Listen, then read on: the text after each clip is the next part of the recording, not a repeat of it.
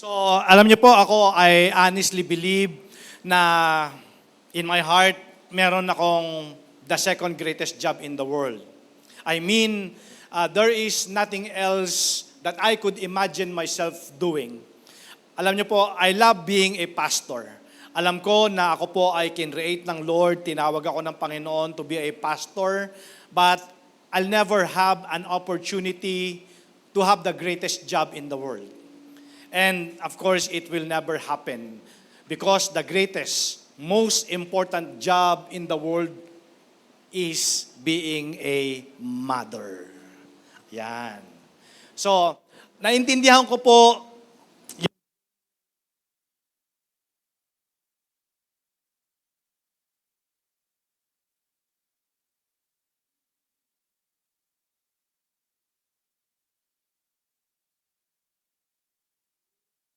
sino ba nanay nito?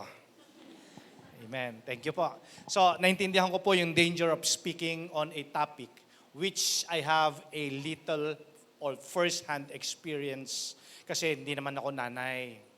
And by the way, again, Happy Mother's Day po sa lahat po ng mga nanay na nandito sa ating pong church. Ganun din po yung nasa live streaming natin. Binabati ko rin po yung nanay ko. Ayan, Happy Mother's Day sa aking pong nanay na nanonood ngayon. Siyempre, laging present yan every week sa ating pong live streaming. Again, sabi ko po sa inyo, naintindihan ko the dangers of speaking on a topic which I have little first-hand experience kasi hindi naman talaga ako nanay. Pero ngayon, siyempre, I am married to a mother of two. Binabati ko rin po yung aking beautiful, lovely wife. Ayan. Amen. And alam niyo po, all I know about motherhood, I learned from observation of reading God's Word. I am definitely not qualified to stand up here today and give a sermon on what it means to be a mother. I am not a mother and I've recently learned that I never will be. Pero very thankful po ako that the Bible deals with this issue very well. Okay? So, that way, hindi po tayo magre-rely on my expertise kasi hindi naman ako nanay. But we're relying on God's experience. Alam niyo po, ang nanay, they face so many challenges. Mother's Day, mothers are expected to do it all. Kagaya nga po ng prayer natin, sabi natin, motherhood is a special gift from God. They are unique. Naniniwala ba kayo mga anak, unique ang nanay? Lahat po tayo ay anak. Okay? Sila po ay jack of all trades. Di ba? Ang mga nanay, minsan doktor, minsan nurse, minsan tubero, di ba? Minsan driver, minsan cook, minsan cleaner. At sabi nga, di ba, pwede mo daw maloko ang ibang tao pero hindi ang nanay. Tama po ba mga nanay? Di ba? Meron sila talagang parang intuition. Talaga, ang mga nanay talaga, nararamdaman talaga nila. One of the funniest things to me sa mga nanay is yung kanilang mga bag. Tingnan nyo yung bag ng mga nanay ninyo. It almost have everything in it. Pag tinanong mo si nanay, sabi nga natin, miracle bag yan eh. Pag tinanong mo si nanay, may Band-Aid ka dyan? Meron yan. Di ba? Nanay, meron ka bang pantahi sa loob? Meron yan. Sa totoo lang. Nanay, meron ka bang milk tea? Titingnan ko. Sa loob ng bag ng nanay. Miracle bag po yan. Di ba? So again, Happy Mother's Day po to all mothers out there. Kaya po ang title ng message natin today is The Modern Day Mothers.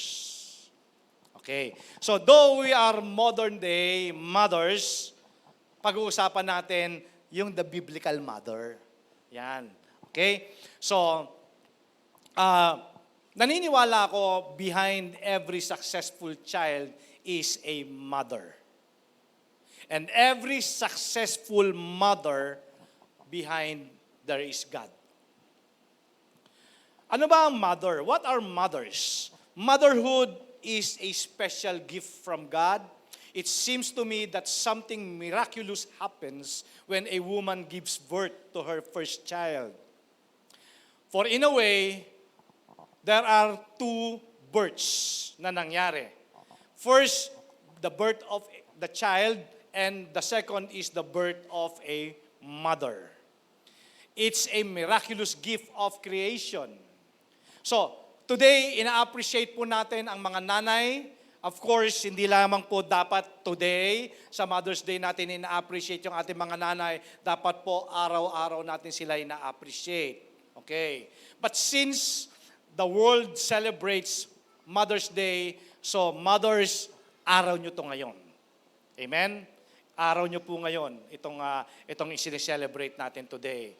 So, alam nyo mga nanay, with a genuine concern with their children, alam mo, ako nakita ko to sa nanay ko, hindi sila makatulog ng malalim na tulog actually until hindi kumpleto yung mga anak nila sa bahay. Amen ba yon? Totoo po yun. Kayong mga kabataang gala, alam nyo ba na hindi makatulog si nanay pagka wala pa kayo sa bahay? Diba? Tapos, wala nang ang tulog, konti lang ang tulog, gumigising pa yan ng maaga para ipaghanda kayo ng almusal bago kayo pumasok sa school. Yun po yung mga genuine concern ng nanay. Diba? Si nanay, lahat ng racket, papasukin yan para mabigay lang sa anak yung gusto niya. Diba? Maghahatid yan sa school, sa kanyang mga anak, tapos, sino dito yung nagbabasketball at saka nagbabaliball? Di ba, yung mga players natin, hindi nyo lang alam ang number one fan ninyo, si nanay. Amen? Number one fan ninyo si nanay, hindi lang nagpapahalata yung kahit umuulan, di ba? Makikita ninyo sa basketball court, meron mga stage mothers. Ang mga nanay, disciplinarian yan. Sabi ko nga po sa inyo, jack of all trades yan. Minsan makikita mo, gardener yan. Diba? Nagpuputol ng damo doon sa garden. Minsan nurse, minsan doktor. Minsan nga psychologist pa yan eh. Diba? Mga nanay, parang alam nila lahat ng nangyayari. Counselor, driver, superwoman kumbaga. So again, palakpakan po natin ang mga nanay.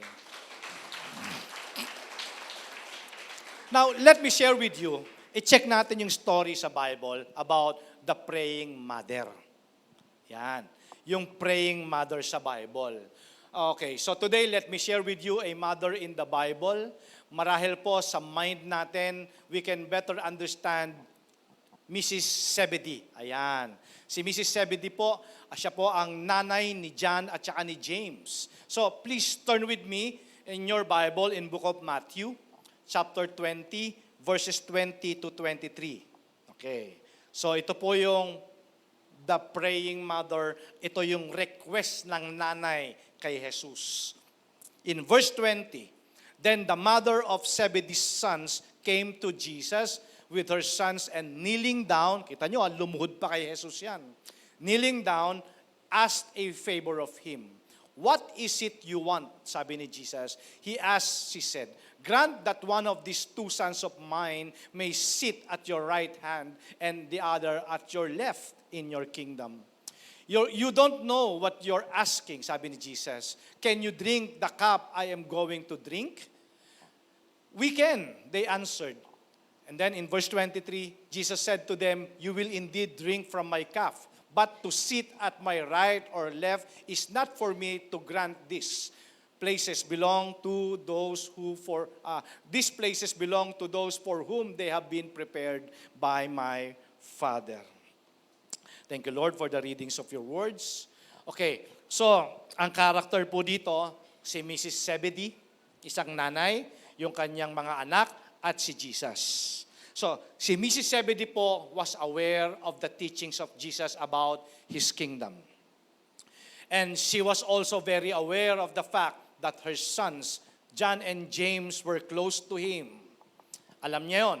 Alam niya na very close yung mga anak niya kay Jesus. So, she was sure that when the Lord formed His kingdom, that they would have positions and responsibility and authority. Pero kung babalikan mo yung Matthew chapter 20 on the first part of the same chapter, Jesus tells a story that must have disturbed Mrs. Zebedee. Ito yung marahil siguro isa sa mga nag-disturb sa kanya. It was a story about a landowner who went out to find laborers early in the morning. Nabasa niyo po ito? Di ba?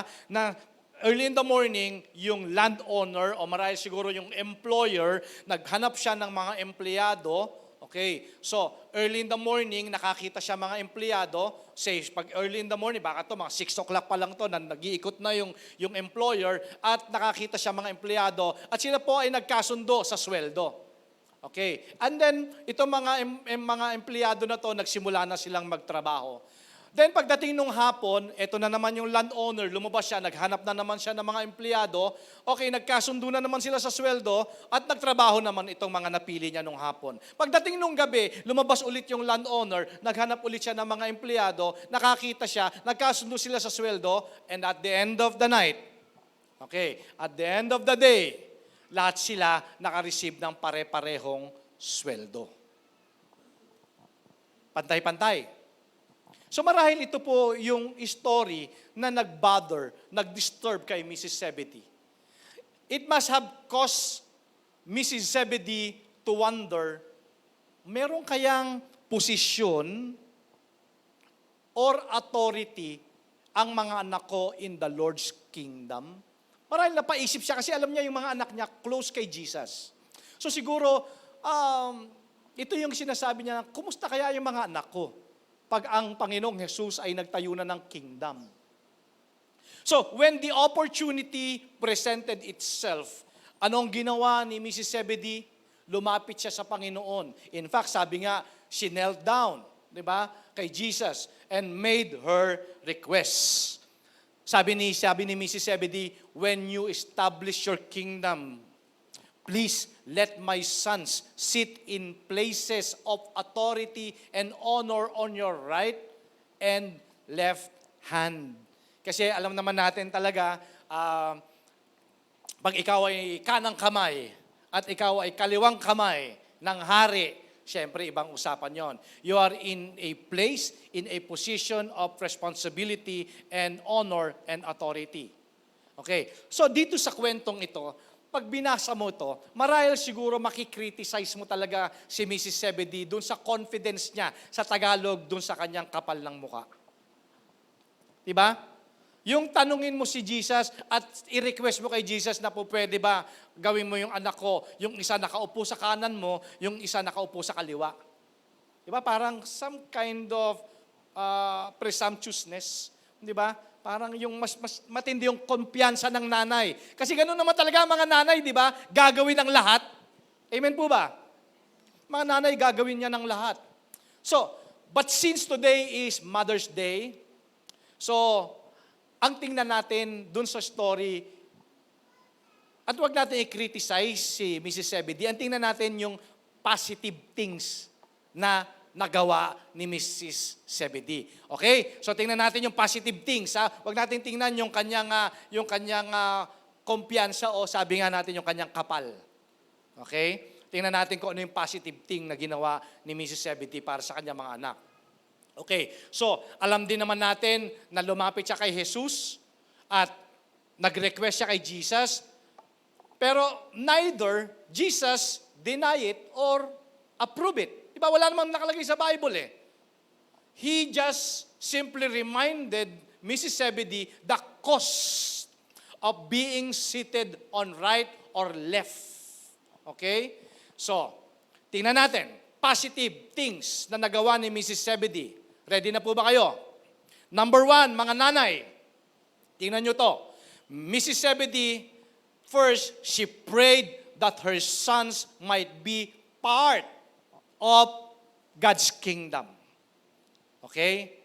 Number 1. Ibig sabihin, gusto niyang makasiguro na ang kanyang mga anak ay tunay na makakilala sa Panginoon o maligtas. Okay, so now, ano yung mga good things about Mrs. Zebedee? Well, I can think of no more important task of motherhood than to seek to ensure that your children are a part of God's kingdom. Amen? Alam ko po, ang mga nanay, they pray. At minsan, ang mga prayer ng mga nanay talaga is talagang parang imposible pagdating sa kanilang mga anak. Being a mother is not easy. Actually, it's extremely difficult. Sometimes, mothers pray the impossible. Alam nyo mga anak, being a parent is not easy. Minsan, punong-puno ka ng kaligayahan sa puso mo, minsan naman kalungkutan. Minsan, yung mga anak mo, they'll make you proud, at minsan naman, hindi maubos yung luha mo sa iyong mga mata. Tama ba mga nanay? Ganun din yung mga tatay. So kaya nga, may nabasa ako, I can understand the feelings of the mother. Meron siyang 3 anak. At tinanong siya, kung bibigyan ka ba ng pagkakataon muli na magkaanak, gagawin mo ba ulit? Sabi niya, yes. But not the same ones. Alam niyo po, being a parent is not easy. It's difficult. But Mrs. Zebedee gives a valuable example, for she prayed earnestly that her sons would be a part of God's kingdom. So anong ibig sabihin nito sa atin today, mga modern day mothers? Mothers, parents, fathers, we need that the same concern for our children. We need that the same concern for our children. Kasi alam nyo, ang mga parents, ang nanay, ganun din naman ang tatay, talagang gusto nila talaga maging successful ang kanilang mga anak. And they'll do everything to guarantee that success. Pero ang tanong mga kapatid, what good is it if our children are successful in making money, driving fine cars, and living in a good houses, but they don't know God? What does it matter if they gain the whole world but lose their souls? Di ba?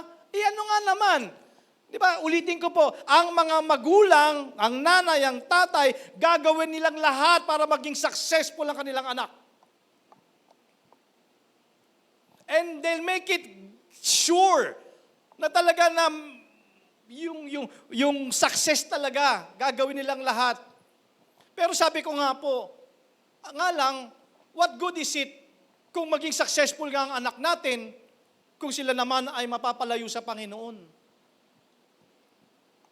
Kaya po ang challenge ko sa mga nanay, unang-una is, I hope that in the heart of every mother and father this morning, there is a burden to come to God and pray for your children that they may be saved.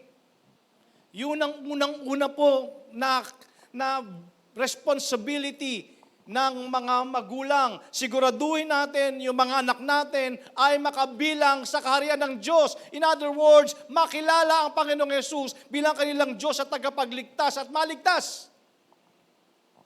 Di ba? Yun yung unang-una niya eh. Sinisiguro kasi gusto niya nga maupo sa kaliwa at sa kanan, sinisiguro niya ng part sila ng kingdom.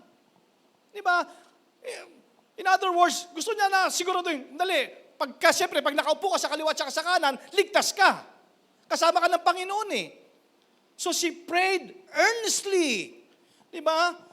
So yun yung unang-una. That's the first positive thing na ginawa ni Mrs. Zebedee. Second, church, she prayed that her sons would be actively involved. Take note of the word, actively involved in the work of His kingdom. In church, not only did Mrs. Zebedee pray that her children would be a part of God's kingdom, but she prayed that they would be actively involved in the work of His kingdom. Marahil siguro alam ni Mrs. Zebedee na it is not enough just to be saved. Alam niyo po sa church, bato-bato sa langit, kung tamaan, huwag magagalit. Pag tinamaan, ikaw na yon. Sa church, alam niyo po, punong-puno tayo ng tao na come in, come out every Sunday, di ba? Napupuno yung mga upuan. There are plenty of people willing to sit back and receive the blessing from God, pero seldom do they get involved in doing any of the real work of the church. Di ba? Yung ministry ba? Di ba? Lahat tayo gusto tumanggap ng pagpapala, pero hindi lahat gustong mag-serve kay Lord. Amen. Pero saan nga ba nagsisimula ang unang service ng mga parents? Well, it begins at home. Sa mga nanay, sa mga tatay, setting the example and praying that their sons and daughters might be involved in the work of the kingdom. Di ba?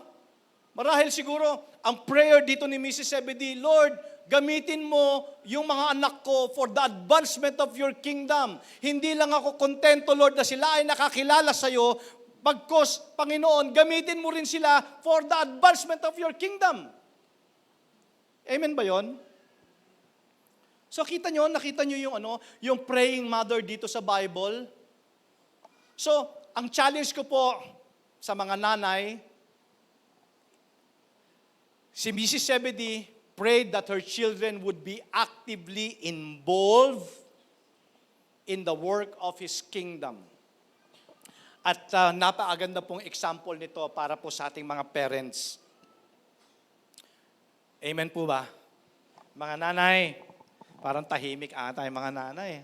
Mamaya na po kayo patas mag-service, mag-celebrate. Amen.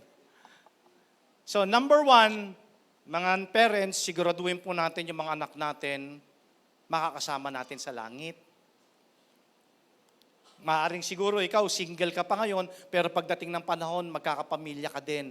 Yun ang first step mo. Make sure na ang inyong mga anak, ang pamilya ninyo ay maging part ng kingdom ng Panginoon. Di ba? Ang sarap, di ba, na pagdating doon sa kingdom ng Lord, sa kaharian ng Panginoon, sa langit, magkakasama pa rin tayo. Amen. Sa BOCC ba ako? Hello? Ayan. So, number 2, wag lang po tayong makontento na tayo ay naligtas na. Kasi alam nyo ba na mayroong crown sa langit? Di ba, may crown. Kung dito sa lupa nga, may reward ang mga ginagawa natin. How much more sa langit? Yung mga nag-serve sa Panginoon, meron po yung crowns sa langit.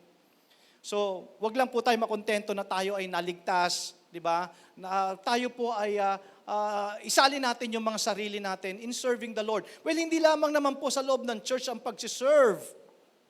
Hello? Hindi lang sa loob ng church. Sabi, Pastor, paano ako makakapag-serve?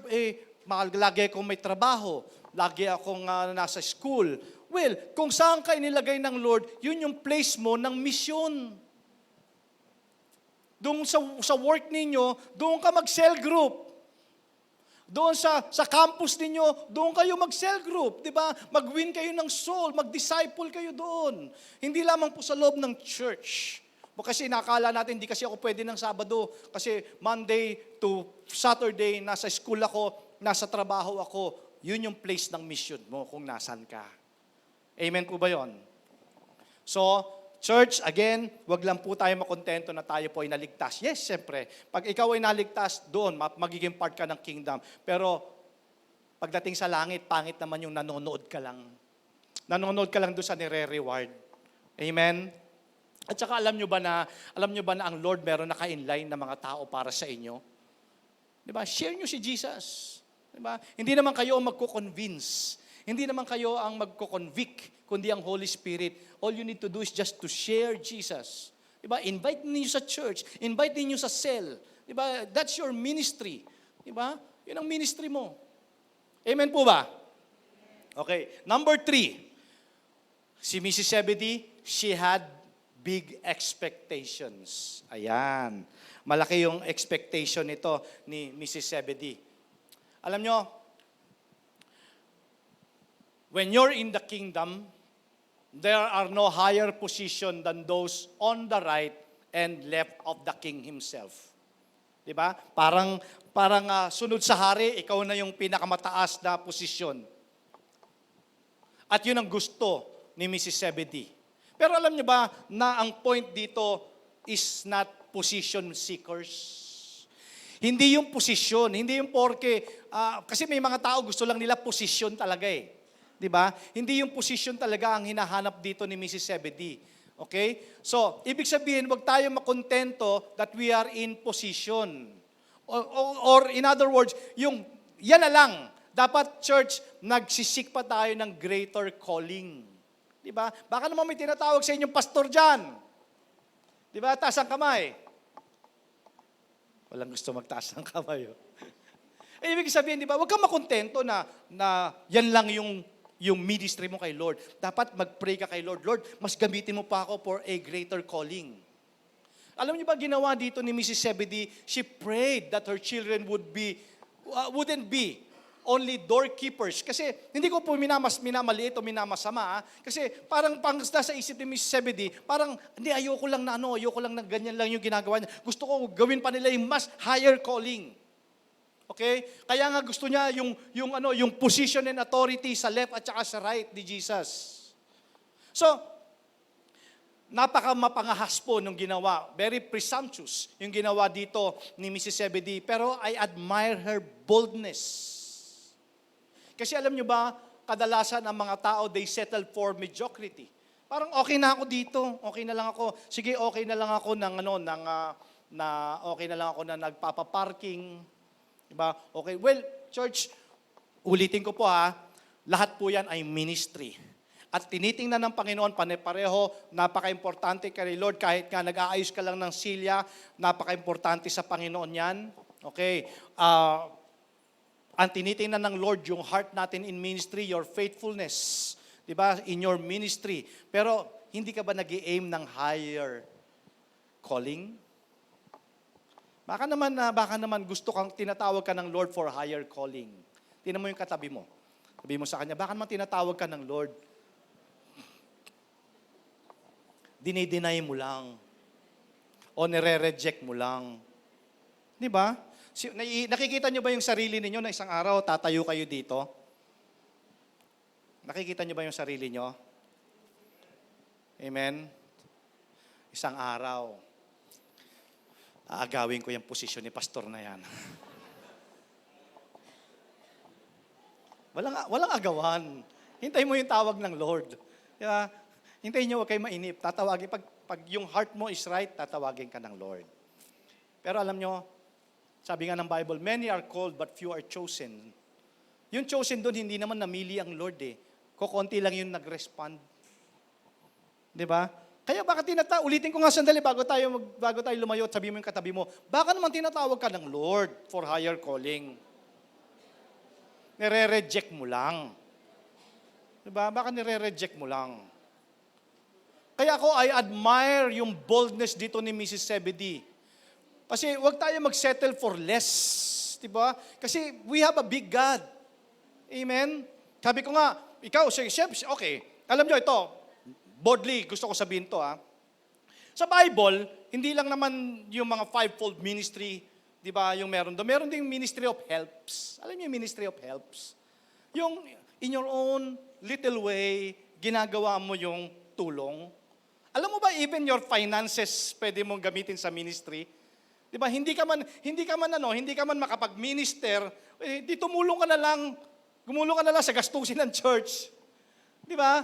Yung giving ninyo, ginagamit natin yan para magkaroon tayo ng maraming soul na we-win. Di ba? Nagkakaroon tayo ng comfortable na worship. Di ba? Merong ministry of helps. Maaaring hindi ka man nakakatulong financially, pero nakakatulong ka, may ministry ka, di ba? Na pinagsasabi mo si Jesus. Di ba? May ministry of helps. In other words, mga parents, ayaw ni Mrs. Zebedee na yun lang yung posisyon ng mga anak nila. Gusto nila, ang Lord tawagin po sila for higher calling. Okay? So hindi siya makontento.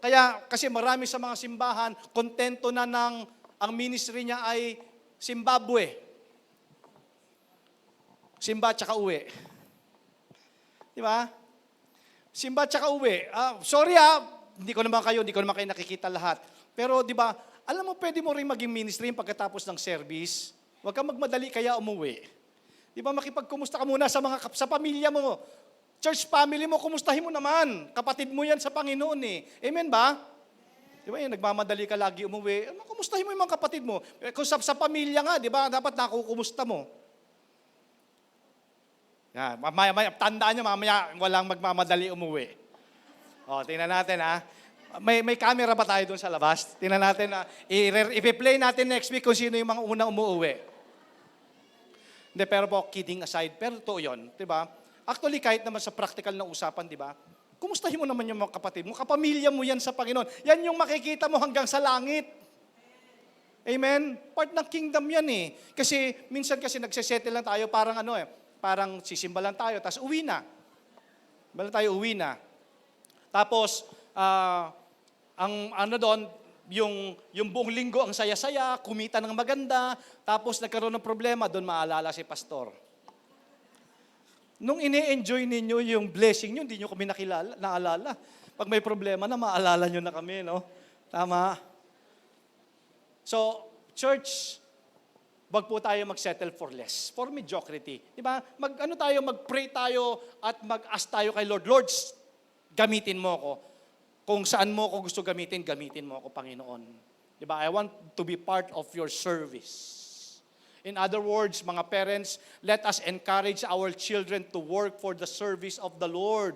It is time to strive for excellence, to reach for the very best there is. Tinatawag tayo ng Lord to be effective. Di ba? Effective in His kingdom. Okay? So, church, mga nanay, that is motherhood. Mothers, this is your day. At pagpalain pa po kayo ng Panginoon ng mahabang buhay. Amen.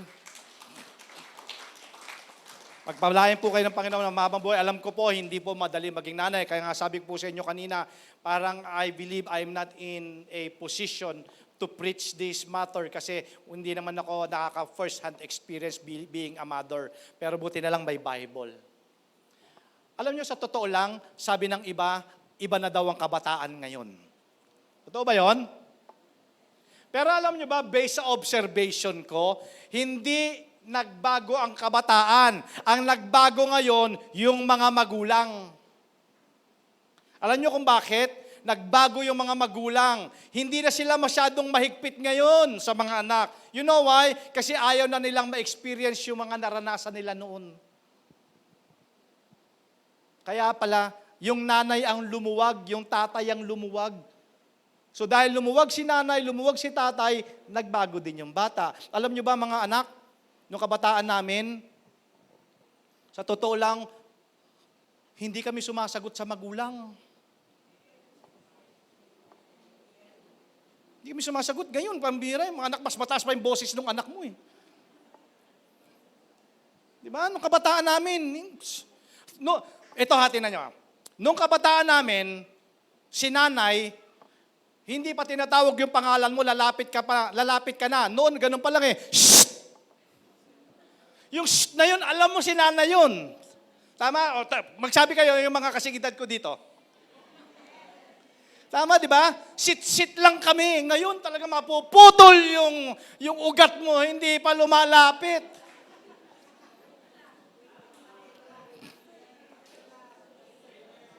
Tama. Grabe. Tapos sabihin nyo, nagbago yung mga bata. Hindi nagbago yung mga bata. Mga nanay ang nagbago, tsaka tatay. Tama?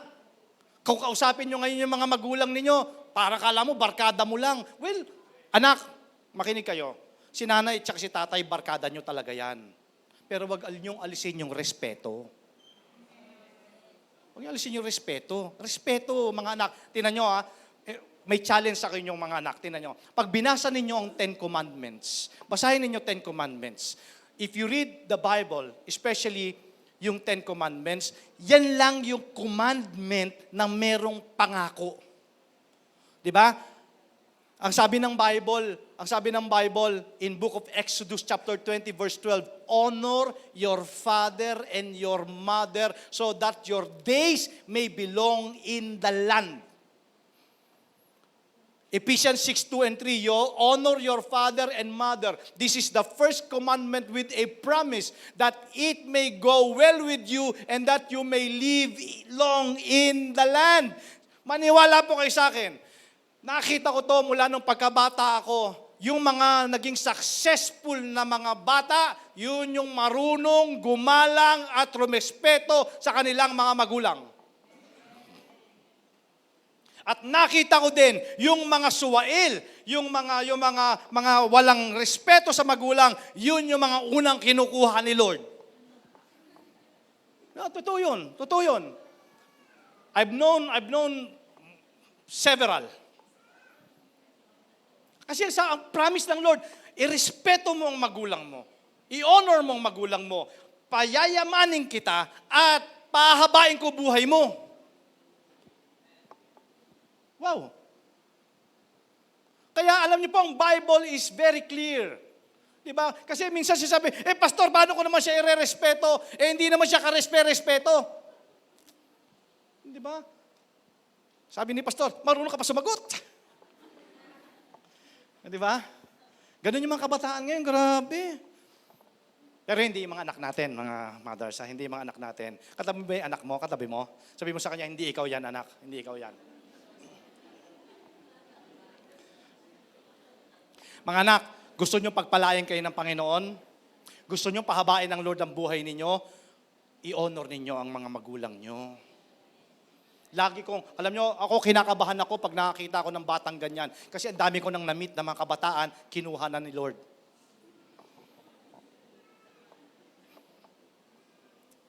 The scripture is very clear.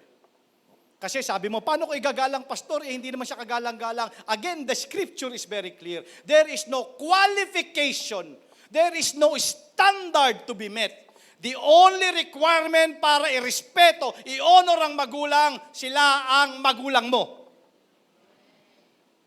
There is no requirement para irespeto ang nanay. Walang requirement, no standard para irespeto ang tatay. Basta sila ang magulang mo, irespeto mo. Amen ba? Respeto mga anak. Respeto. Si nanay, si tatay, barkada mo, yes. Iiwanan ka lang lahat pero nandyan pa rin sila. Pero they need respect.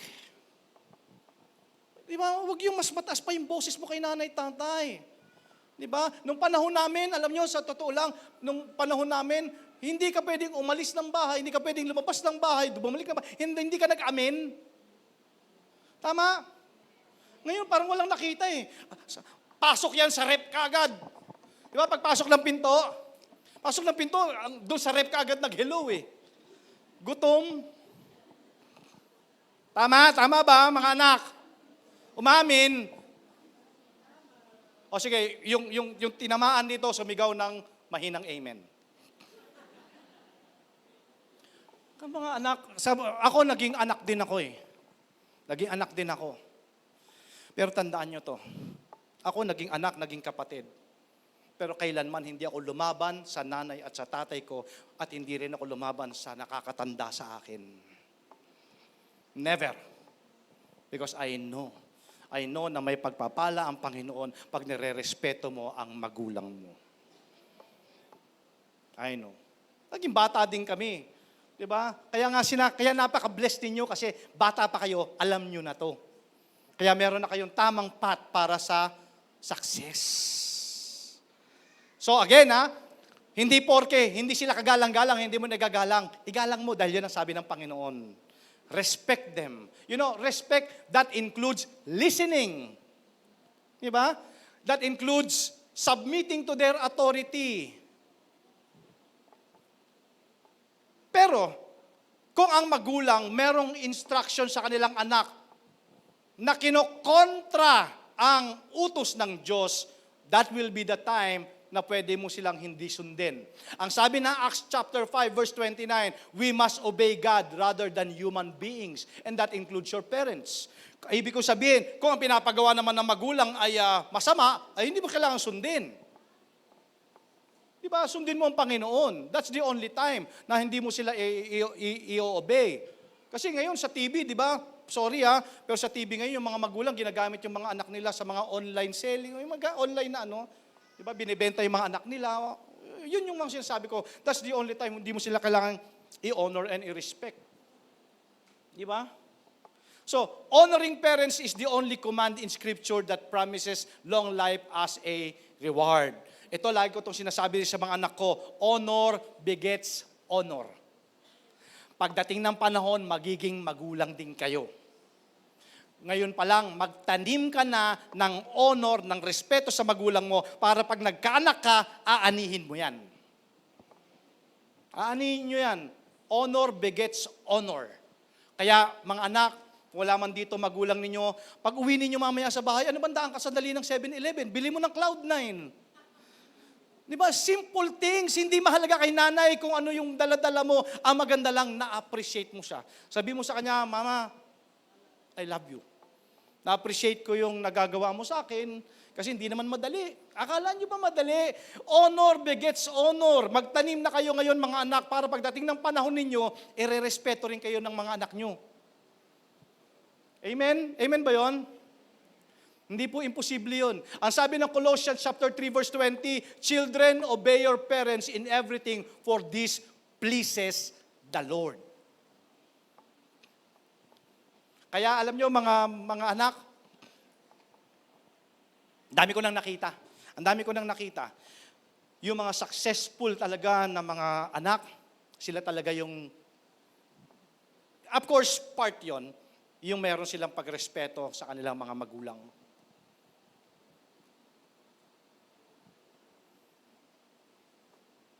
Merong kwento bago tayo magtapos. Alam nyo, ang mga mothers, unique.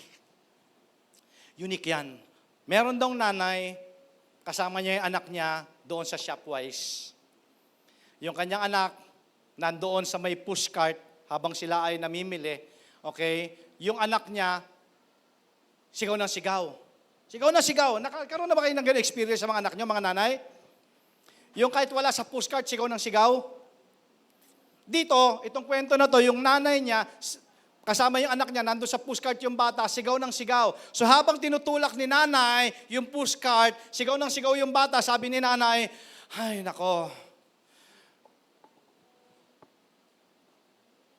ano ba magandang pangalan ng nanay? Marites.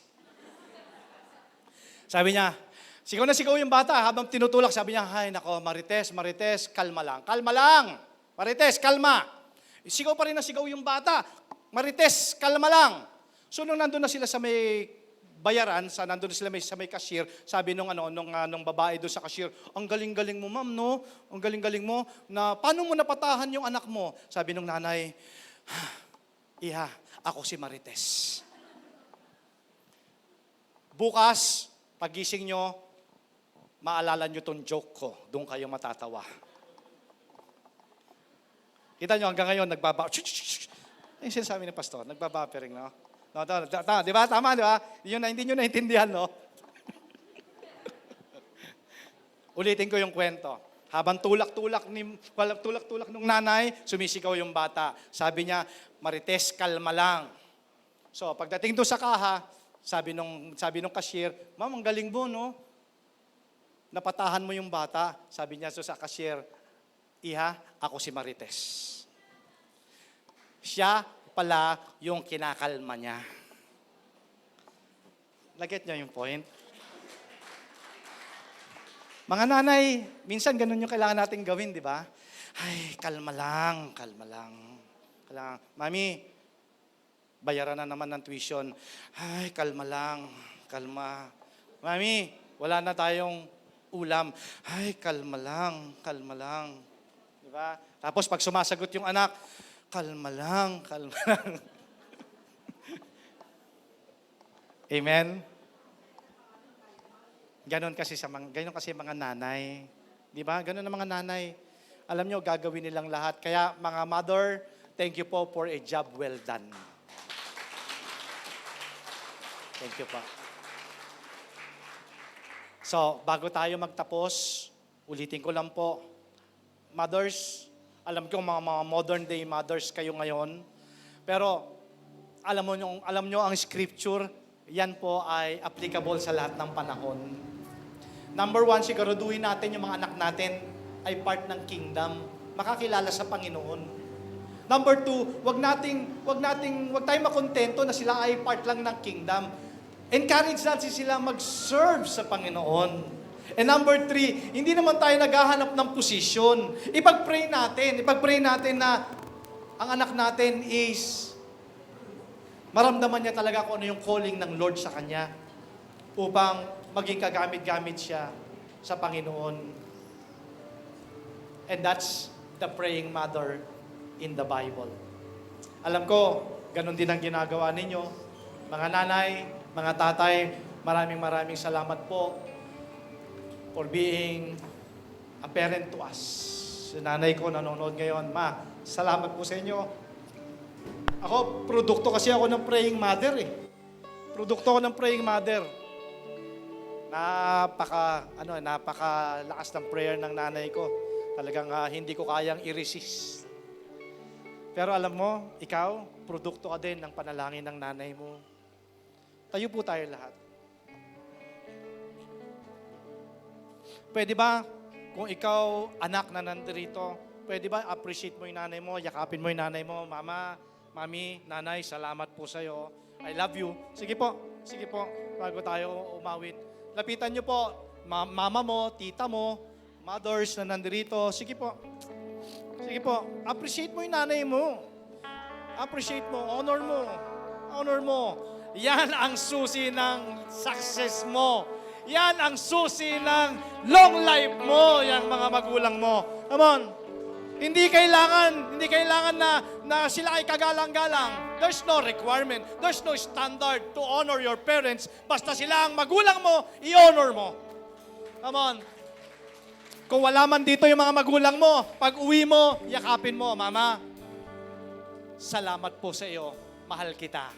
Alam mo, that simple thing, naku, madudurog ang puso ng nanay mo. Sabihin ng nanay mo, anak, huwag ka nang magmimiss ng pagsimba sa BOCC, ha? Kasi tama yung mga natututunan mo. At next week, sasama na ako sa'yo. Amen. Amen po ba? Again, nayakap nyo na ba yung mga magulang nyo? Nayakap nyo na ba? Ha? Mga parents? Sige po, kung nandito mga magulang mo, maghawak kayo ng kamay, sabay nyo itaas ang kamay nyo sa Panginoon at pagpuri tayo, umawit sa Panginoon. Come on. Because as for me and my house, we will serve the Lord.